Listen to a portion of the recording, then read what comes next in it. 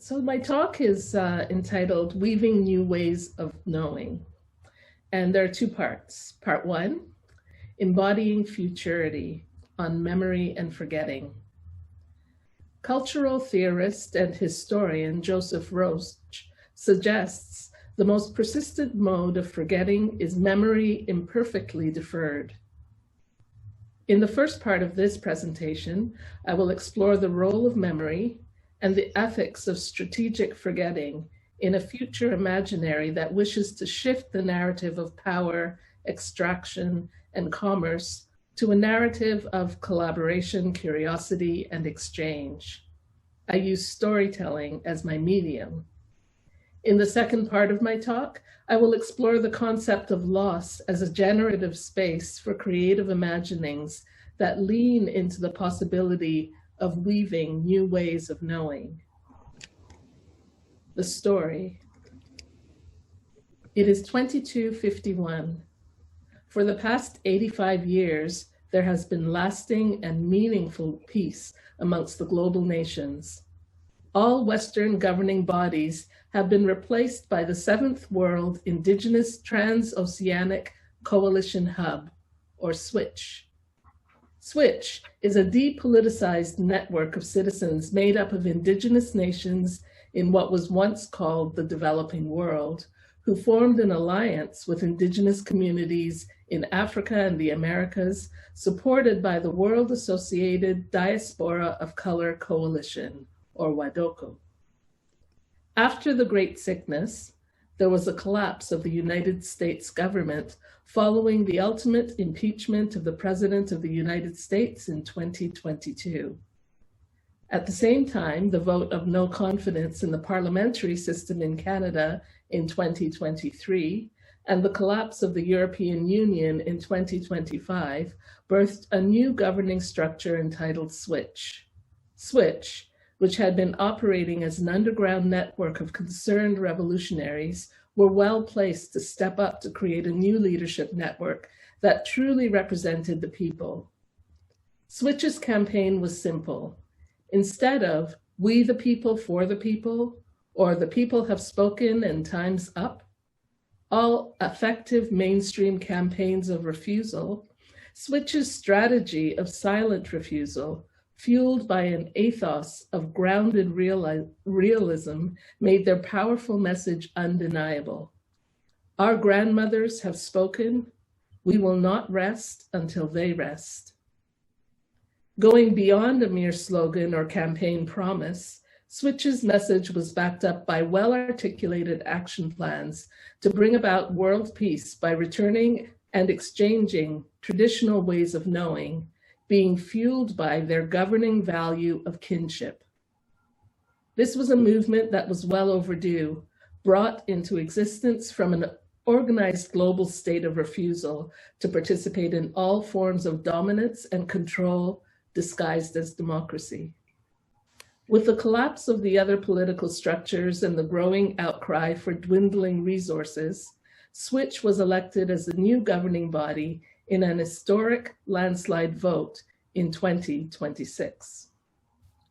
After a rocky start, riding the wave of white fragility in its many forms, SWITCH found its feet, and the SWITCH movement has been growing and functioning for almost 200 years.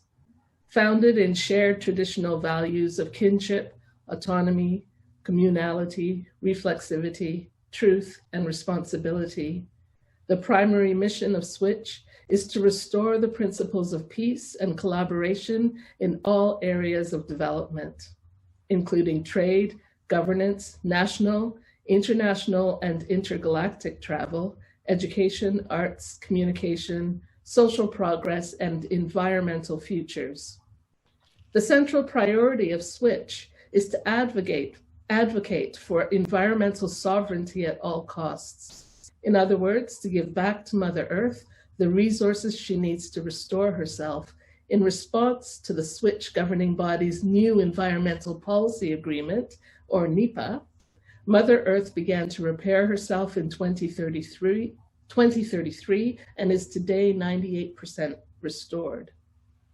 With governing leadership hubs around the world, the Switch Interdisciplinary Research Center has developed an advanced communication technology that encourages collective decision-making that is generative for each home community and the communities they collaborate with. This technology was developed by representative scholars, artists, engineers, and digital communications specialists drawn from every region of the world. Through collaborative study of the surviving North, Central, and South American petroglyphs, African cave paintings, and Latinx indigenous codices, the working group rediscovered a generative way to tap into the Earth's core as a mediating force for decision-making. They discovered a specific frequency emerged generated by the movement of healing dancers. For example, North American indigenous powwow dances, the Hawaiian hukilau dance, the Garifuna Punta dance, the Maori haka, the Congolese zebula, the Palestinian dabka, the Aztec concheros, in dialogue with specifically calibrated drum and rhythmic patterns and vocal frequencies. Ileya, yeah, yeah. Ileya, yeah, yeah. Ileya, yeah. Ileya, yeah, yo. The working group discovered that the specifically chosen patterns enacted as a global ritual would activate a chain reaction between the heated core and the movement of the tectonic plates, providing an unprecedented energy burst that would not only heal the core, but that could also be harnessed into a communication system for decision-making. This ritual offering in my Garifuna language is called Duranyu Benya. In English, it is called the open door. It is challenging to describe the exact processes here to such a lay audience, as I am not an engineer, nor am I a buyei or sacred teacher, but suffice it to say, this discovery had a major impact on the success of the Switch initiative, as it provided a globally responsive foundation for achieving what we all hoped for, a true meeting of the minds. A side effect of this technology, however, was discovered over 50 years ago. Creative technologists discovered that very particular negative memories were being erased, those of anti-Black racism and anti-brown racism, and the effects of this was felt in all areas of society. During the first signs of erasure, it was decided that this was an acceptable loss, as it seemed to create a lightness of being, especially amongst Black and brown peoples. Freed up from the impediments of their colonial pasts, they thrived, and the rest of the world thrived as a result. As these memories faded from the psyches of the people, so did violence against Black and brown peoples, war, political jockeying, and criminal intent. Although things weren't perfect, there was a measured improvement. 50 years later, while much has progressed, a few anomalies have begun to emerge. Although the memories of Black and brown racism have been completely wiped from the consciousness of at least 2 generations, disruptive anomalies have begun to surface. Psychic fissures have entered the minds of some of our vulnerable young people, causing latent memories to slip through the cracks and manifest in disturbing ways. We are attempting to address this through an integrated arts movement that allows those impacted an outlet for expression. The Codex Project Exchange, or COPE, will, we hope, serve as a healing tool to address these fissures by restoring some of the memories that have been lost. Chicana queer and feminist cultural theorist Gloria Anzaldúa speaks about the Nautul concept of Nepantla. She describes it in this way.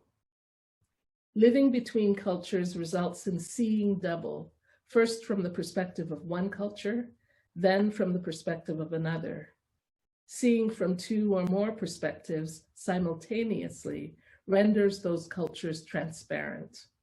Removed from that culture's center, you glimpse the sea in which you've been immersed but to which you were oblivious, no longer seeing the world the way you see it.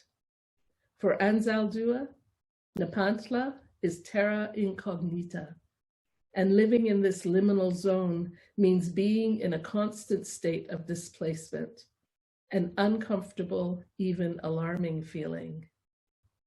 Poet and cultural critic M. Norbesi Philip offers that to strip a people of the gift of their culture is a double act of inhumanity for both the victim and the perpetrator, who is also the victim. In my future story, I choose to explore a future imaginary released from the baggage of colonial shame in order to interrogate the benefits and ethics of strategic forgetting. My protagonist unconsciously draws on the power of Philip's warning that we must not forget, neither the oppressor nor the victim, not Canada or the Indigenous person, the African or the Asian. To forget would be tantamount to engaging in massive and collective social amnesia. So in this story, I interrogate the ethics of strategic forgetting, shifting between what Philip could name the dynamics of belonging and becoming. Part 2, there is no bypassing loss. We carry a legacy. There is no bypassing loss, loss of language, culture, dance, songs, history, memory, bodies, home. According to Haitian historian Jean-Michel Trouillot, silences enter the process of historical production at 4 crucial moments: the moment of fact creation, or the making of sources, the moment of fact assembly, or the making of archives, the moment of fact retrieval, the making of narratives, and the moment of retrospective significance, the making of history in the final instance. When speaking of archival knowledges, Trouillot asked the question, how do we recognize the end of a bottomless silence?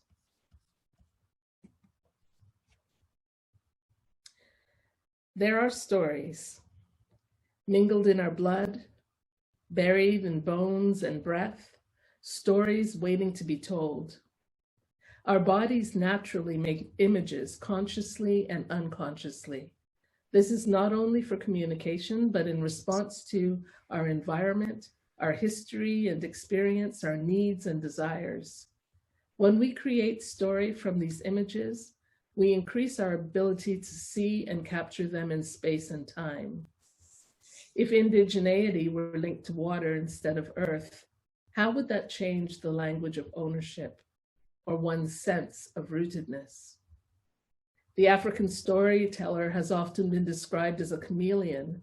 Sing out the tempo of loketo, turn left, then right. They change with the shape of each story by bending themselves in service. This ability to adapt one's essence, one's very being, can have both positive and negative implications. What if, for example, the story carries you across the ocean against your will in the dank and dark hold of a vessel headed for a new world? Adapting to this story might require you to actively and forcefully forget, minimizing the horrors of the dehumanizing journey. In this crossing, the chameleon storyteller may have become the vessel, the hold, the rats, the stagnating excrement plastering the floors and walls, and yet suppressing the screams they will speak of rivers, suppressing the stench, the whip, the oppressor's fist and dick, and still they will rise. Forgetting in the new world becomes not only a strategy for survival, but a rite of passage. My father's crossing from St. Vincent to South Wales on the SS Madalena was an easier one. His journey was by choice. A runner and high jumper for the Commonwealth Games, he left home, filled with hopes for the future. He left the land, his family, his friends, and all that he knew, to learn more, to grow, to forge a new path, leaving home and inadvertently erasing home. And my story picks up in Canada, curious about crossings and lives lived there and then, in residues and conjecture, searching through past and unexpected clues found on the land I now call home. I imagine the there and then in the here and now. At times, the worlds feel far apart, the answers unreachable. The context for the Arrivals Legacy Project is, has been, and will continue to be the colonized body. And although I begin from a personal contextual framework, the Arrivals Personal Legacy process in its development reveals its universal application for cultural reclamation. We are living legacies.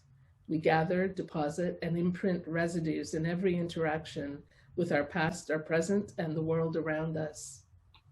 The motivation behind Arrivals comes from many years of witnessing the profound disconnect that so many racial artists in North America especially experience about ourselves, our environment, and our cultural histories. One cannot discount as a contributing factor the lingering effects of colonization, migration, and the forces of assimilation. For Afro-Spork peoples, this alienation is compounded by anti-Black racism, dehumanizing violence, and the deracination of our contributions to modern culture. We carry a legacy. When we carry our own weight, we carry our full potential, choreographer Zap Mbungu says. When we put ourselves into a situation where and when our creative bodies and breath, voice, and mind can thrive, a state of letting go, we begin to tap into an abundant source of inspiration. In the environmental movement, we learn to reduce our carbon footprint.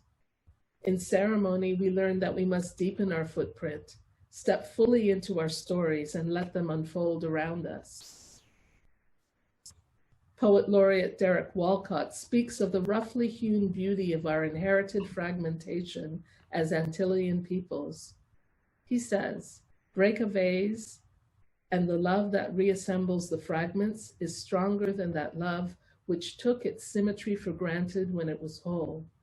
And if the pieces are disparate, ill-fitting, they contain more pain than their original sculpture, those icons and sacred vessels taken for granted in their ancestral places. At the center of this process is the acknowledgement that everything we need to draw on for inspiration is stored in our bodies as stories and fragments of stories, mingled in our blood, buried in our bones. In the performer's village, the witness is as important as the performer. We discover that there are several layers of witnessing. As witnesses and performers, you are in the village circle, witnessing yourselves, your fellow villagers, and the shifting and changing environment around you as you collectively move closer to the creative fire. Through the Arrivals Legacy process, we collectively and individually reclaim gestures that give us a sense of deep knowing, valuing the wisdom of embodied archives in dialogue with written archives. We consider the process of landing. We witness ourselves through our chosen ancestor, who in the process of their landing might have been forced to reconstruct new identities. We trace ruptured continuities and develop new ways of seeing ourself in another's land, and through this, we lean into the possibility of weaving a new kind of knowing. I propose that as we navigate our constant state of betweenness, or betweenity, as Norbesi Philip has coined it, we gain fresh insights about our relationship to land. This is particularly important in the context of Indigenous land claims and the global call for reparations. And finally, we uncover what we need to navigate our root cultural traditions. We recall and engage with our inherited practices and find, create, discover new practices that address our contemporary and ancient longing for connection. In our need to navigate conflicting cultural protocols, we find ourselves uncovering deeper truths, translating them from contemporary gestures into ceremonies and rites of passage. There are stories, under skin, mingled in blood, buried in bones and breath. We are called to carry these stories, to deepen our footprints, and to provide a clear path for those that follow. So where am I now? I am bolstered by the strong voice of protest that has reverberated through the grassroots movements such as Black Lives Matter, Idle No More, and I see and feel the need to stand up and scream no more. I'm still processing the mixed feelings that arose this summer as I moved along with the crowd in protest while trying to maintain social distance. I listened to impassioned speeches by Black, Indigenous, and other POCs and joined in the chants for justice. At times I had to stop and listen as the chants Black Lives Matter, Justice, Peace, at times transformed into meaningless sound bites. Like an actor studying for a role, I had to catch myself and really consider the words I was repeating: Black Lives Matter, Justice, Peace. Yet there is a deeper wound that cannot be addressed through protest alone. I observe the gestures of protest, fists raised high, and I can't help but notice exposed side ribs, hearts, and guts. When our arms come down and we are called to speak, I hear strained voices pushing to express in the limited time given a manifesto justifying our right to survive. In times like these, I can't help but lament the loss of our stories, rituals, and ceremonies, and wonder what we need to reclaim in order to ground ourselves in our inherited truth and power. There is no bypassing loss. As an artist, I've searched for an authentic voice body in my research and practice. It has not always been easy amidst the pressure to conform to a recognizable aesthetic or to enter a mainstream debate about access, censorship, and freedom of speech. As I embark on this journey to discover more about the depth of my own legacy and loss, I feel the stories pouring out: betrayal, loss, heroism, love, and endurance. These stories will lead me home. Thank you.